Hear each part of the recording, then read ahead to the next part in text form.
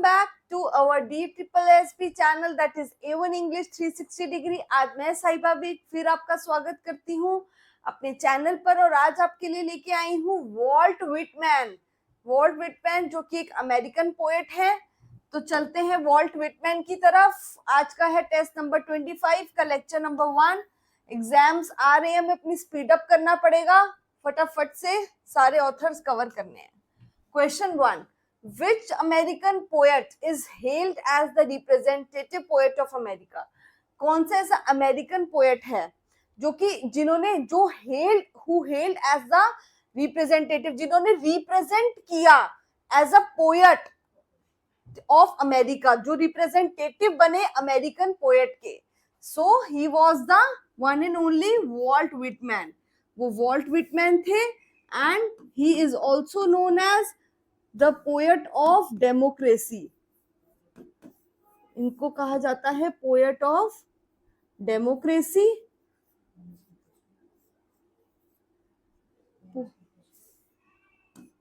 और इनको क्या कहा जाता है? Homespun philosopher. Homespun philosopher.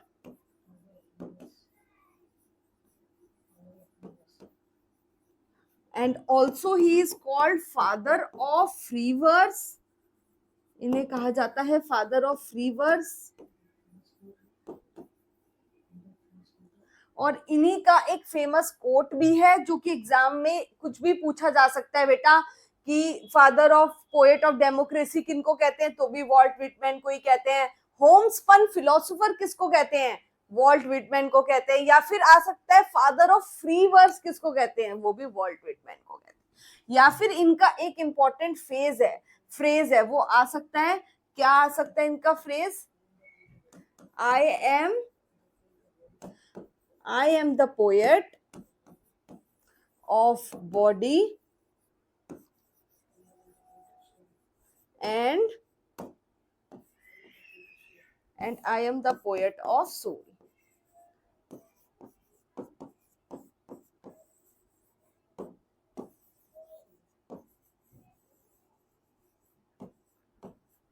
So I am the poet of body and I am the poet of the soul.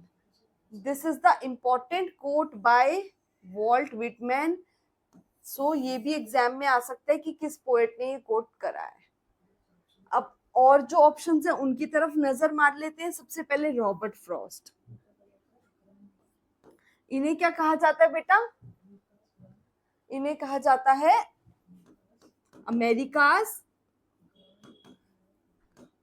America's grand old man.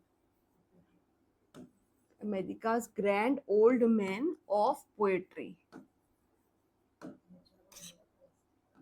Grand old man of poetry. और इनको Robert Frost को 4 times Pulitzer prize मिल चुका है। 4 times he got Pulitzer prize.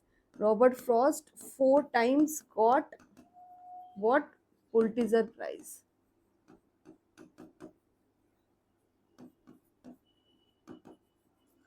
Next पे आते हैं R.W. Emerson. R.W. Emerson is famous for his transcendentalism. ये famous थे ट्रांसडेंटलिज्म के लिए। So he was the R.W. Emerson के लिए he is the leader of ट्रांससेंडेंटलिज्म।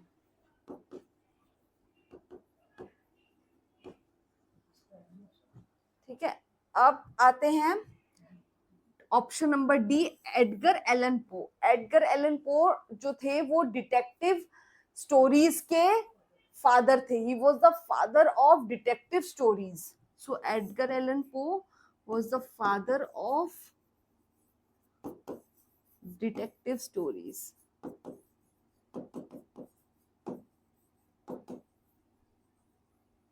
ये सब इंफॉर्मेशन बेटा आप नोट साथ साथ बनाते रहिए। इंपॉर्टेंट इंफॉर्मेशन एग्जाम के लिए नोट करते रहिए। So answer is Walt Whitman. Question 2, the phrases O powerful western star और the fallen star In Walt Whitman's poems, when lilacs last in the dooryard bloom refers to, जो ये poem है the when lilacs last in dooryard bloom, it is बेटा elegy, ये एक elegy है on the death of whom, on the death of Abraham Lincoln. और ये जो फॉलन स्टार है यानी कि जो स्टार टूट चुका है, टूटा हुआ तारा किसको कहा गया है? अब्राहम लिंकन को ही कहा गया है. सो एक और फेमस पोयम है जिसमें जो सेम एलिजी है अब्राहम लिंकन पे, that is O captain my Captain. Name of the elegy is O captain my Captain. This is also an elegy on the death of Abraham Lincoln. Question 3. Whitman's poem Children of the Atom has the theme. Walt Whitman's की poem है children of Adam, जिसका theme क्या था? Children of Adam में basically theme था love as an animal passion. So this comprises, ये comprise करता है, it comprises 15 poems. So this comprises Children of Adam. This comprises 15 poems.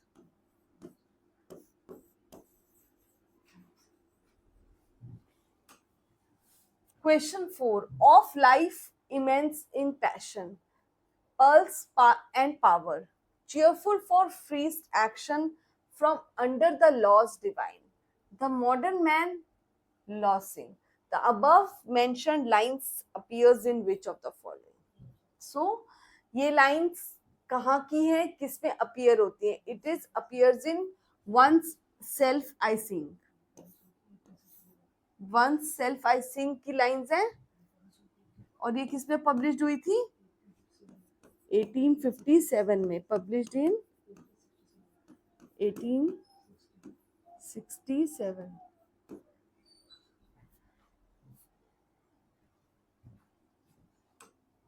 Question 5. Memoranda during the war is written by whom? Memoranda during the war is a work, is an important work written by whom? ये किसका लिखा हुआ work है? So it is the written work of Walt Whitman and it is based on the Civil War of America. Civil War of America, and it is a testament. It is a testament. It is a testament to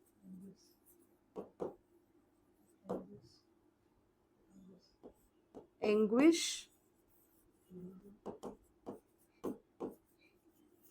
heroism, and the terror of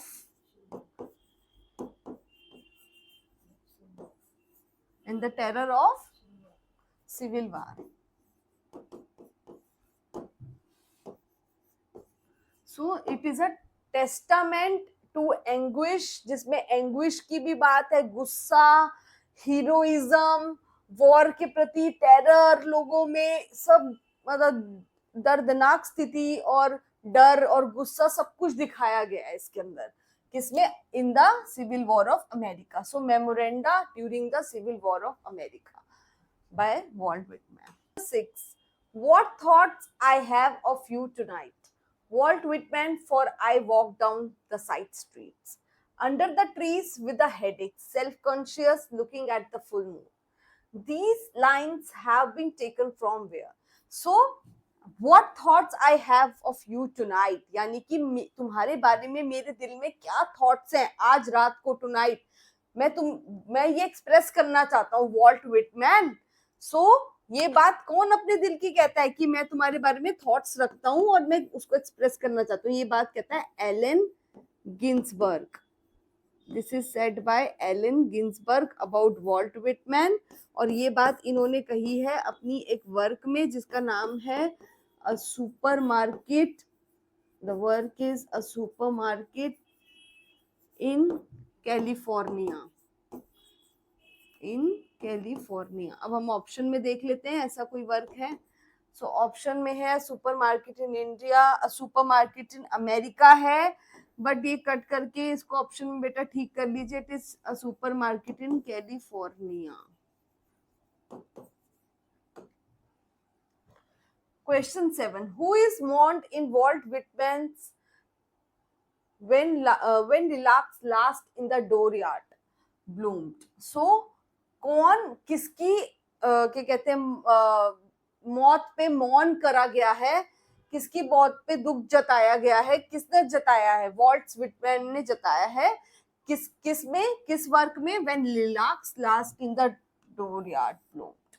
so it was the death of Abraham Lincoln, that was the president of America at that time. So उनकी death हो जाती है, president of America.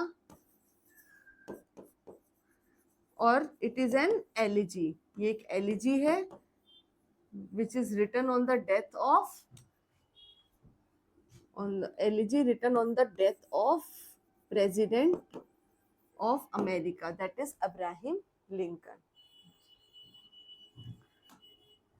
Question 8. Oh Captain, My Captain by Walt Whitman is an elegy written for. Oh Captain, My Captain. So ये captain किसको कहा गया है?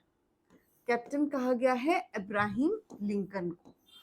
So because he was the president of America, so it is an elegy written for. किसकी death पे लिखी गई है? On the death of Abraham Lincoln. Question 9. Creeds and schools in abeyance retiring back a while, sufficed at what they are, but never forgotten. In which poem do these lines occur? किस poem में ये lines आती हैं? Creed and schools in एबेंस, यानी कि जो creeds यानी कि जो पंथ हैं, जो रास्ते हैं और जो स्कूल हैं, वो सब जो है क्या कर दिए गए हैं? जो स्थगित हो चुके हैं, जो मतलब पहले खत्म हो चुके हैं, जो बीत चुके हैं, वो हम जब पीछे के बाद जो ये चीजें देखते हैं back at the back when we see, so when we see at the back जो स्कूल्स थे, जो रास्ते थे, जो हमारी क्या कहते हैं जगहें थी पहले की पढ़ने की, सो दे वर वेरी परफेक्ट. वो उस टाइम के हिसाब से बहुत परफेक्ट थी और उनको भुलाया जा नहीं सकता, बट नेवर फॉरगॉटन. उनको फॉरगेट नहीं करा जा सकता. वो उस टाइम के हिसाब से बिल्कुल एक्यूरेट थी, बिल्कुल ठीक थी. So in which poem do these lines occur? ये किस पोएम में लाइन्स अकर करती हैं? So these lines occur in the poem Song of Myself. और ये पार्ट है किसका? The volume the leaves of grass का. लीव्स ऑफ ग्रास वॉल्यूम थी.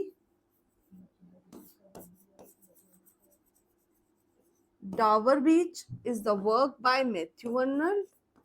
ये भी वर्क इंपॉर्टेंट है, पूछा जा सकता है कि डावर बीच किसका वर्क है? It is the work of Matthew Arnold. And Wasteland is the work of T.S. Eliot.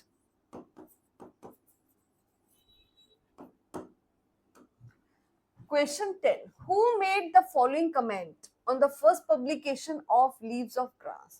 जो सबसे पहली पब्लिकेशन आई थी लीव्स ऑफ ग्रास की, दैट उस पे जो कमेंट किया, who made the first comment on the publication? The most extraordinary piece of wit and wisdom that America has yet contributed. So बहुत extraordinary piece of wit और wisdom था जो publication America की तरफ से आई. सो किसने कमेंट किया था? It was R.W. Emerson. R.W. Emerson ही थे जिन्होंने कमेंट किया था फर्स्ट पब्लिकेशन ऑफ किस पे? लीव्स ऑफ ग्रास पे. Question 11. Who is known as the bard of democracy. Bard of democracy title किसको दिया जाता है? So bard of democracy is the title given to Walt Whitman. ये टाइटल दिया जाता है वॉल्ट विटमैन के लिए. रॉबर्ट फ्रॉस्ट के लिए क्या टाइटल दिया जाता है? Robert Frost is called as grand old man of poetry.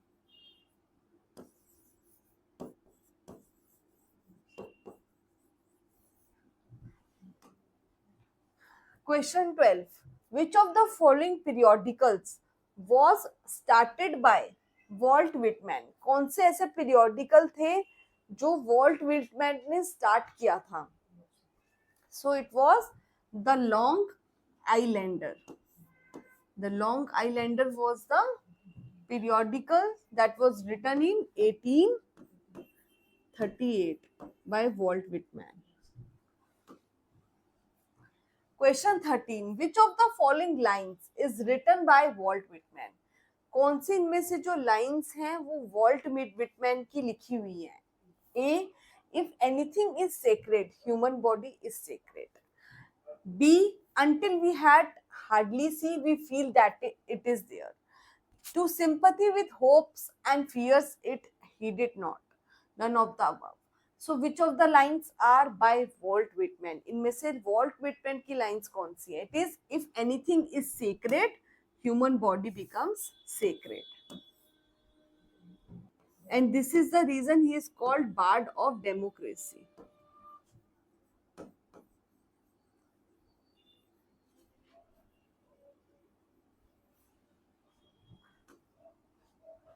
Question 14.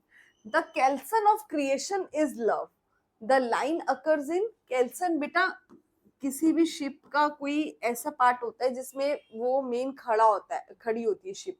So it's the part. So the main part of creation is love.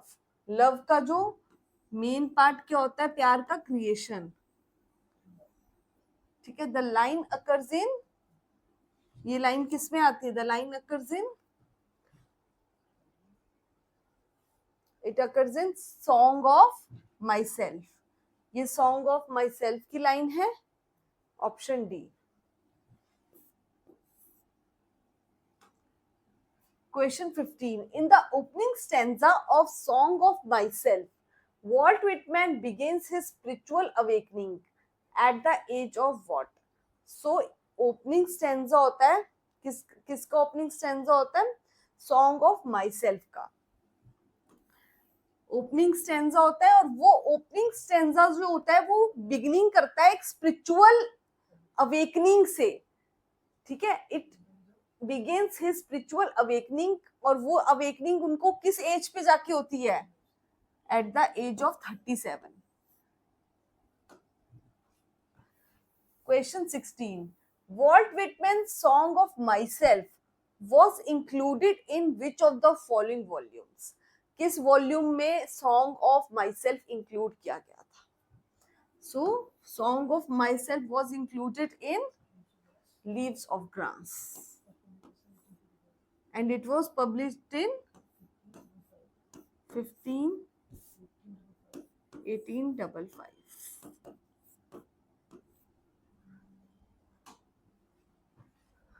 Question 17. Walt Whitman is a poet of. Walt Whitman poet है कौन सी century के? He is a poet of 19th century. And he was born in 1819 में उनका जन्म हुआ था. And he died in 1892. So he becomes the poet of 19th century. Question 18. I celebrate myself and sing myself. I celebrate myself and I sing myself is a line from, ये line कहाँ की है? Song of Myself, which is, it is written in free verse.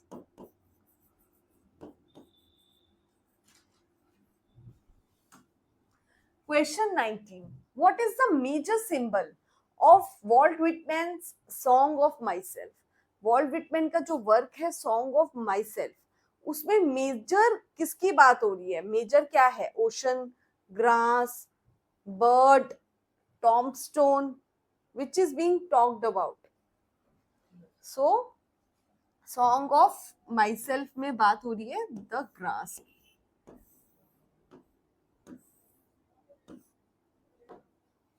Question 20, which American author was a great influence on Whitman? कौन सा American ऐसा author है जिसने बहुत ज्यादा इन्फ्लुएंस, प्रभाव डाला है किस पे? वॉल्ट विटमैन पे। So it is D, Emerson. R.W. Emerson ने बहुत ज्यादा इम्पैक्ट डाला था किस पे? वॉल्ट विटमैन पे। Question 21, the ship in Whitman's O captain my captain refers to, जो शिप होती है ओ कैप्टन माय कैप्टन में, वो किसको रेफर करती है? वो शिप रेफर करती है, वो सिंबल होती है डेमोक्रेसी का। So the ship is the symbol of democracy and captain is being referred to Abraham Lincoln. Captain किसको रेफर किया जा रहा है? कैप्टन कौन है? Abraham Lincoln.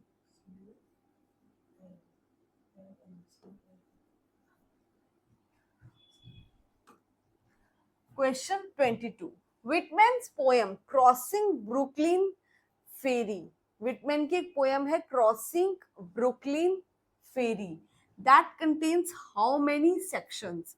बेटा ये मोटा मोटा बस यही एक दो बातें इसके बारे में पूछी जा सकती हैं, बस यही कि इसके कितने सेक्शंस थे। So crossing Brooklyn ferry has 9 sections. इस पोएम में 9 सेक्शंस थे। क्वेश्चन 23, द फर्स्ट एडिशन, जो सबसे फर्स्ट एडिशन था किसका? लीव्स ऑफ ग्रास का, that appeared in which year? So leaves of grass का फर्स्ट एडिशन अपीयर्ड किया था 1855 में। Next question, who among these is called homespun philosopher? मैंने स्टार्टिंग में बताया था वॉल्ट विटमैन को बार्ड ऑफ डेमोक्रेसी कहते हैं, होमस्पन फिलोसोफर भी उनको ही कहते हैं। बहुत बहुत सारी चीजें, बातें इनके बारे में कही गई हैं। सो it is Walt Whitman. Question 25, in which famous poem does Walt Whitman make a reference to Suez Canal and wire line across the Atlantic? किस वर्क में स्विस कैनाल की बात हो रही है? स्विस कैनाल का जिक्र वॉल्ट विटमैन ने किस अपने वर्क में छेड़ा है? So it is Passage to India. Passage to India is the work in which Walt Whitman describes about the Suez canal. 26, who is the author of the volume of poems Leaves of Grass? Leaves of Grass का author कौन था? Leaves of Grass का author था Walt Whitman and leaves of grass थी publish हुई थी 1855 में।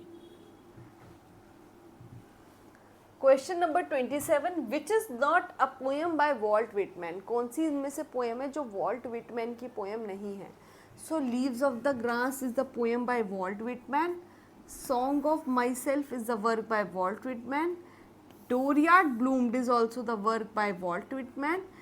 Distant Likeness is not the work by Walt Whitman. Distant Likeness उनका वर्क नहीं है। Distant Likeness is the work of Paul Bailey. ये पॉल बेली का वर्क है। Question 28, I am the poet of body and I am the poet of the soul. मैंने starting में ही बताया था, ये इंपॉर्टेंट लाइन्स है वॉल्ट विटमैन की, कि वो उन्होंने कहा है मैं ही पोएट हूँ बॉडी का and I am the poet of the soul. So this is being said by Walt Whitman.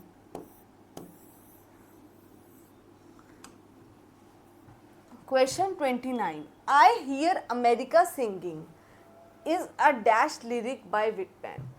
तो मैं सुनता हूँ अमेरिका को गाता हुआ, सिंगिंग करता हुआ।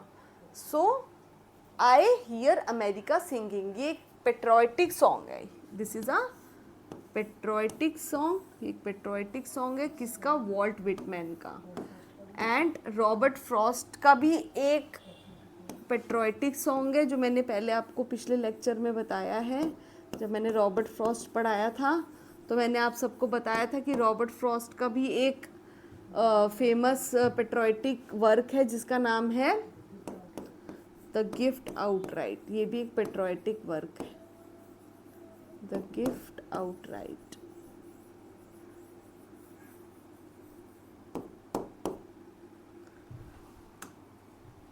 Question 30. Which of the following poets was of the opinion that art like trees and shrubs had a natural growth? ये किसका पोएट का ओपिनियन है that art like trees and shrubs had a natural growth? So यानी कि art कैसी, trees और shrubs जैसी जो आर्ट होती है उसकी मतलब आर्ट की भी वैसे ही ग्रोथ होती है जैसे पेड़ पौधों की अपने आप नेचुरल ग्रोथ होती है, क्योंकि जो कला होती है वो हमेशा ऊपर जाती है, हमेशा प्रगति करती है। सो this is the thinking of Walt Whitman, ये वॉल्ट विटमैन की थिंकिंग थी। सो this is all for today. You can join me on A1 360 degree. आप ज्वाइन कर सकते हो मुझे A1 360 डिग्री पे।